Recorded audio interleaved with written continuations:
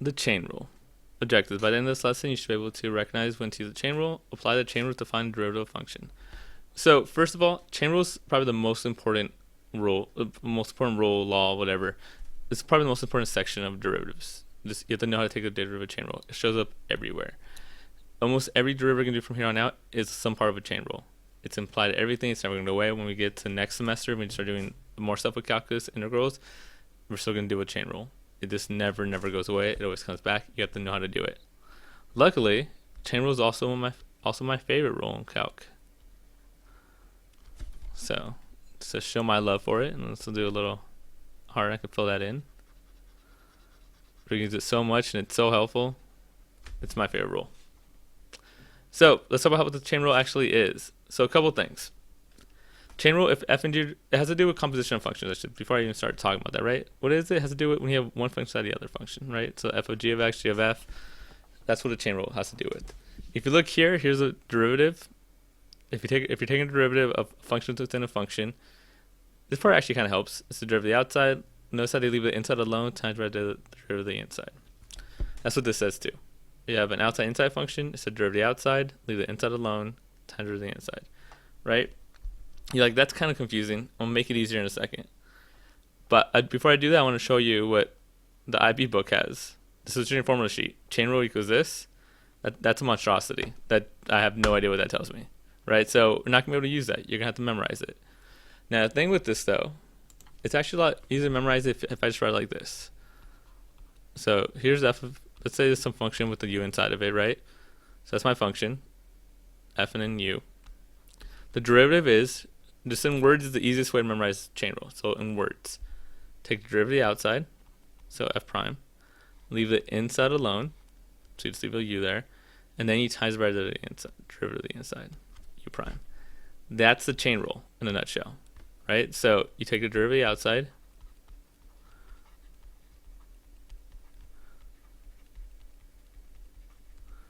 you leave the inside alone,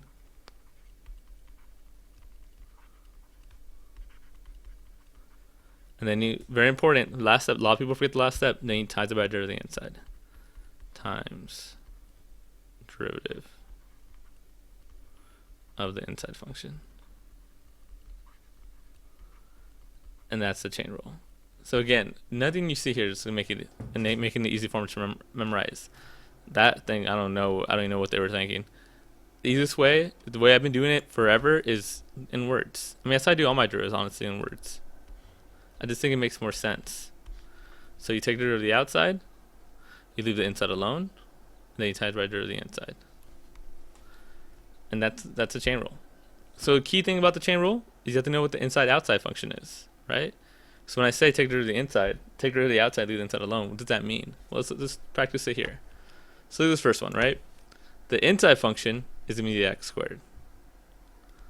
The outside function is sine. Now we haven't learned how to take the derivative of sine yet. That's actually the next couple videos from now. But the inside is x squared. Outside function is sine.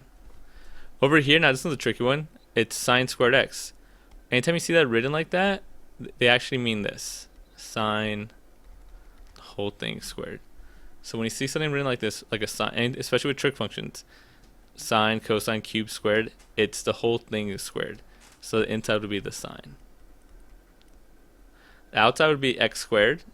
A lot of times people write, oh, x squared is outside. I just think about it, it's something to the power of x. Outside is x squared. The square is the outside.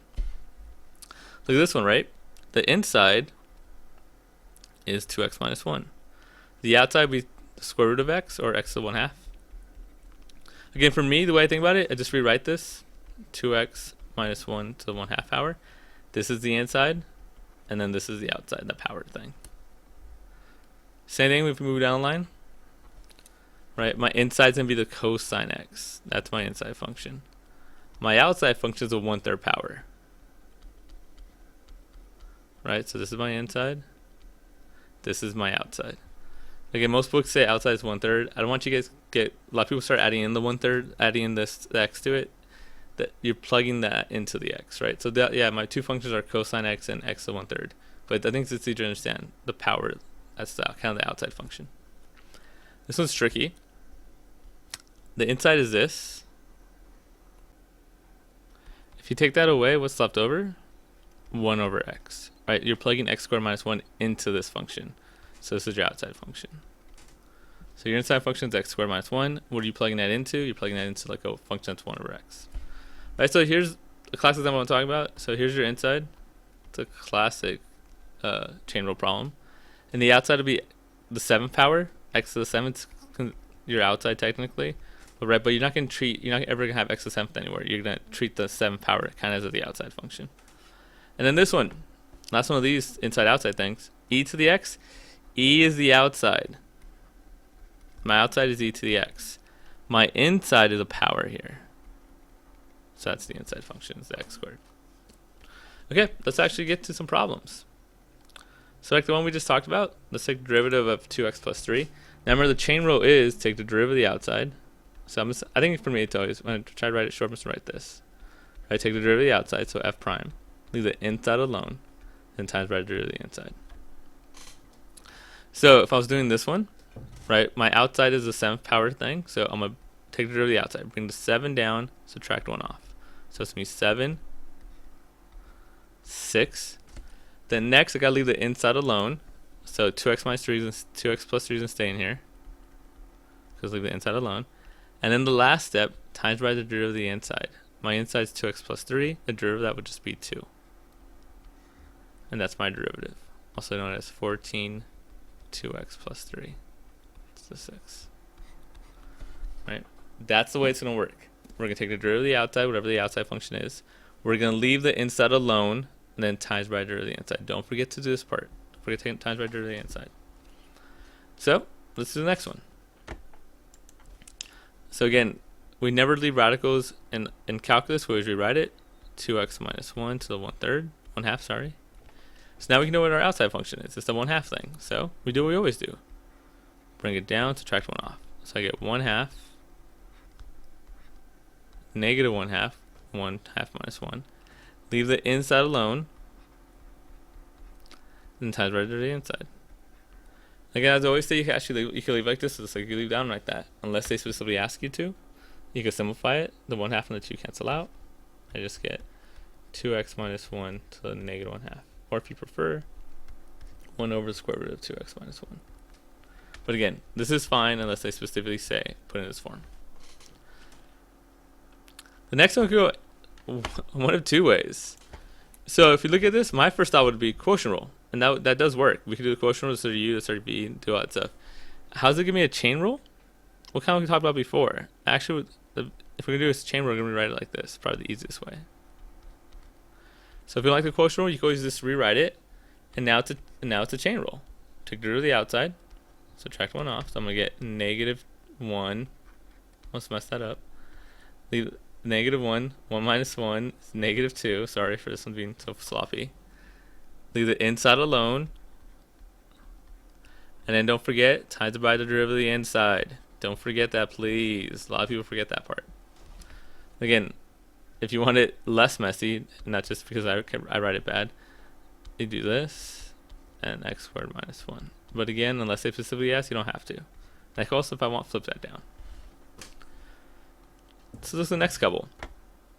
E's. Now remember, E's, a couple things with these, right? So that's the outside. Don't forget the derivative of e to the x is e to the x. So when you're doing derivatives of e, honestly, the easiest way to do it is just copy it. Take the derivative of the outside, which is e. Leave the inside alone. So look at, really I just copied it. Then times by the derivative of the inside. So derivative of f of x is f prime of x. And that's it. For me, that's kind of just a rule now. Like anytime I see e to some power, the easiest way to take the derivative is just copy it down and times by the derivative of the inside. That's a shortcut for e. Is just copy it times by the derivative of the inside. So if I was doing this one, the derivative is going to be just copy it, e to the x squared, then times by the derivative of the inside, 2x. Right? If I give you e to the 5x, I'm like, okay, copy it, times by the derivative of the inside. So that's how you take the derivative of e.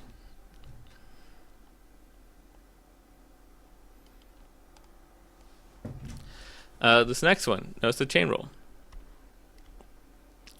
Right, so take the derivative of the outside, so 7, bring it down, 7, subtract 1 off, right, we're going to bring it down, subtract 1 off. Leave the inside alone. Times by derivative of the inside. Right? Again, they tried to draw the f of x to mess with you. I just think they're easier. They're like, are you kidding me? You trying to mess with me? This next one, another one, right? Now, notice the outside here is the f of x. So take the derivative outside. F prime. Leave the inside alone. 7x. And please don't forget, times by derivative of the inside. 7. Let's look at this next one. Right, so let's do two harder ones. Here, I have 5x squared times 3x squared minus 1. Look what rule that is. Yeah, I'm multiplying. It's a product rule. So I got, remember the product rule? We just did it a little while ago. It's u prime v plus, well, so let's go. So let me try it. If you're multiplying two functions, only if you're multiplying two functions, which I'm doing here. And it's the derivative of the first one times the second, plus switch it, derivative of the second times the first. Right, if you want, you could write each one. Let's do this one. This is a little more difficult, so I'm gonna write each one. You don't have to do this though. Let's say this is u and this is v. U would be 5x squared. U prime would be, bring it down, subtract 1 off, 10x. V is going to be 3x squared minus 1 squared. Now the whole reason I wanted to write it out, because this one's a little more difficult, is this right here, right? The derivative of v is a chain rule, right? It's this inside something squared. So we do a chain rule, bring it down, subtract 1 off, leave the inside alone, and don't forget the final step, multiply by derivative of the inside. So in this case, that'll be 6x, derivative of negative 1 goes away. So that's my derivative of my inside. Again, if you want, you can simplify it, make it 12x, you can distribute it in, but I'm just gonna leave it like that. Right, now I have that, I can plug it all into my formula, which is in your formula sheet. So u, 5x squared, prime, 10x, sorry. U prime, 10x. V left alone, 3x squared minus 1 squared. V prime, this mess. I'm going to combine it a little bit for space. I can simplify more if I wanted to. Times u, and u is 5x squared. Again, you know how to simplify unless it specifically asks you, but that's how you do that, right? It's a product rule that has a chain rule within inside of it. That's all we're going to get now. We're going to get so many chain rules. Everything's going to be a chain rule for the most part. Look at this next one, right? Our last one was a product rule. Look at this. We're dividing. This one's going to be a quotient rule. So I'm going to do the same thing I did before. Here's my u, x. U prime would be 1. V, we got to rewrite it. Remember, we don't like, in calculus, we don't like square roots. Fraction. We like fractions instead. And then v prime, that's a chain rule. Bring the 1 down, subtract 1 off. Times the derivative of the inside, which in this case will just be negative 3, right? The 1 goes away. The derivative of this is just negative 3. So that's my u, my v. I forgot to write the quotient rule. It's in your formula sheet. U over v is derivative of the top times the bottom minus flip it, derivative of the bottom times the top, all over the bottom squared. Right, so if I was going to plug this in, u is 1, how lucky. V is 1 minus 3x to the 1/2, sorry, I almost looked at this. Minus v prime, so I'm going to come out a little bit for space. Negative 3/2, 1 minus 3x to negative 1/2, times v, sorry, times u, which is x, all over the bottom squared. So again, let's say specifically ask you to simplify it, you can leave it like that. You can simplify a little bit, but I mean, like, these cancel out, but nothing much. I'm just gonna leave it like that though. Okay, a little treat for you guys. We haven't talked about how to use our calculators yet. Let's do that now. So let me bring up my calculator here. So let me bring over my calculator over here. Now, again, I expect you to know how to do this by hand, because your calculator only could do stuff when it's like x equals 4, when I give you a value to plug it in. It's the only time a calculator actually do a derivative. If I just give you a problem that said, oh, take the derivative of this, it's not going to be able to help you, right? It only at a value. Calculator can only give you a derivative number answer. So, but let's talk about how to do it. There's actually 2 ways your calculator could do this. Let's talk about the easy way first. So you go to math. We're going to take the derivative, so we're going to go right here under n derivative, number 8. Then we're just going to type it in. So first I want the variable, so x. There we go. And square roots x. And then we're going to go, so second square root, what's going on? Second square root x. And then parentheses, x squared minus x plus 1. Close the parenthesis. Now I got a square. Don't forget the square. That's a big part of this. And then now you go over here to x equals. That's why your calculator could do this, right? It's at a value they want. Again, if you leave that blank, you're not going to be able to do anything. So x equals 4. So we're going to find the derivative of this thing at 4. You hit enter, and you get your answer, 406.5. So we get 406.25. So that's the first way of doing it. The other way you have to know how to do also, but usually it's an attachment to another problem, and that is we have to graph it. So you go to y equals, I already typed it in to save you some time, and then we're going to graph this thing. So again, a lot of times the second way is going to be, first part of the problem is graph this function, usually a trig function with some radians. Then graph it, and then the second part will be, like part B would be, oh, find derivative at 4. Well, the way we do this is you put second, calculate, and then all these things come up, right? Values, if you want to find what the y value is. Zeros, you want to find the zeros, min and max. Intersection, dy dx, or derivative. So hit number 6. Now right here, you can move your thing around, but the easiest thing to do is just type in what you want derivative of. We want it of 4, so hit 4. See, it says x equals 4. We're going to find derivative at 4. Hit enter, and then right here, 406.25. That's our derivative. So 2 ways again to find derivative in your calculator. Let's do this one real quick. So I'm going to go back to the home screen because that's the easiest way of doing it. So I'm going to go to math, number 8. Right, let's put x for a variable. Now remember, if you want to do a fraction, you go alpha y1. F1 would be the easiest, so you make a little fraction button. You can just put divide, but if you put divide, you get parentheses. Very important. If you're going to divide this without the alpha button, parentheses around these two things, so your calculator knows. Otherwise, you can get it wrong. By the way, TI-84 and above should have this like nice, pretty font here. If you have an 83, it's the same idea. It's just you got to remember the pattern, which is formula, variable, then number. If you have some Casio, I have no idea what's going on because Casio is terrible. But anyway, so that right there is going to be square root x. Again, see how much nicer it is if you use the alpha F1 button? It makes it so much easier to put it in. So you're not worried about like putting it in correctly or incorrectly. And then again at 4. Over here to 4. 4 it pauses. There it goes. Hit enter. And then negative 0.021.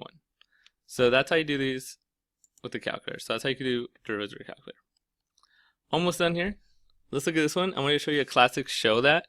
Remember I said you don't have to simplify unless they say show that. Sometimes it gets a little ugly, but here's an example of this. So let's do this one. So they want to do this thing here. They want to show that the derivative, that's what this means, derivative equals this. So remember, you can't use that. You got to get that as an answer. So just take the derivative. This is my u, this is my v. Let me rewrite it to x to the 1/2 times 3 minus x squared. So if we're going to chain rule this, right? Oof, almost messed that up. Very important. 3 minus x quantity squared. Very big difference. One's a chain rule, one's not. So we're going to do a product rule, right? We're multiplying two things. Take the derivative of the first one. 1/2 x to the negative 1/2, right? Bring 1/2 down, subtract 1 off. Times the second one left alone. Plus derivative of the second, now it's a chain rule. Bring the 2 down. Do the inside alone. Times right derivative of the inside, which is negative 1. Times the first one left alone. So x to the 1/2. Alright, so that's the product rule. And I got to make it look like this, and you're like, they don't look alike. Like, kind of not at all. Right, so this is kind of where it helps to kind of go backwards. You're like, wait. Let's separate these two. This is the same thing as saying 1/2 square root of x, 3 minus x, 3 minus 5x.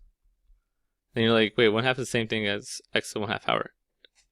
Right, this is the same thing as saying 1/2 times x to the negative 1/2 power. I kind of have that right here. So let's get that out of the way. Let's factor that. Now the problem is I can't just move that to the bottom, right? I got to factor it out. So let's factor 1/2 x to 1/2 out. If you remember, you can factor anything out of anything. When you factor, you just got to divide. You divide that side by that. Well, that just goes away. You're left with 3 minus x squared. Factor. Now here's the hard part. You're factoring out of this side. Well, you got to divide by it. So like let's divide that 2 by 1/2. Right? If you divide 2 by 1/2, it's like multiplying by the reciprocal. So you just get 4. I'm going to leave that 3 minus x alone. I'm going to leave that -1 alone. And then I'm factoring out by x to -1/2. Again, factoring is just dividing. So when you divide these two, well, remember you just subtract the powers. 1/2 minus -1/2. That's going to be x to the first. So this is x here. So now if I want to make it look like that, I just kind of got to simplify this thing. I mean, let's kind of work on this. This is a mess. -x times 4 is -4x. 3 minus x. So if I distribute, I'm going to get -12x plus 4x squared. So plus 4x squared. This, you got to expand. Remember, don't just give me 9 minus x squared. That's wrong. 3 minus x times 3 minus x. If I do that correctly, I should get 9 minus 6x plus x squared.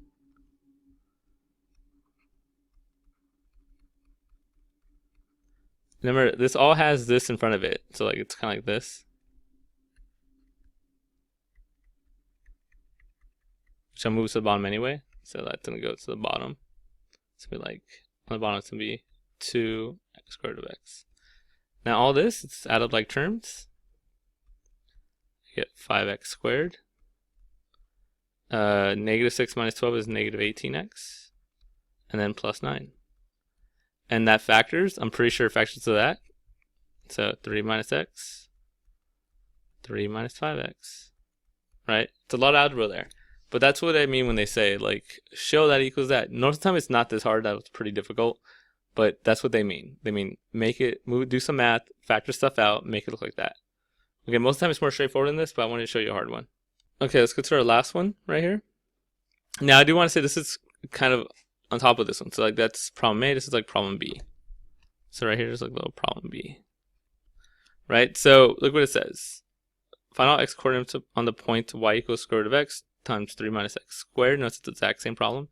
The tangent is horizontal. So this is the key part of it. Understand what this means is the main thing, right? So tangent line is horizontal. So remember, if I have a tangent line that's horizontal, that means that the derivative equals 0, right? Horizontal tangent lines, our derivatives are equal 0.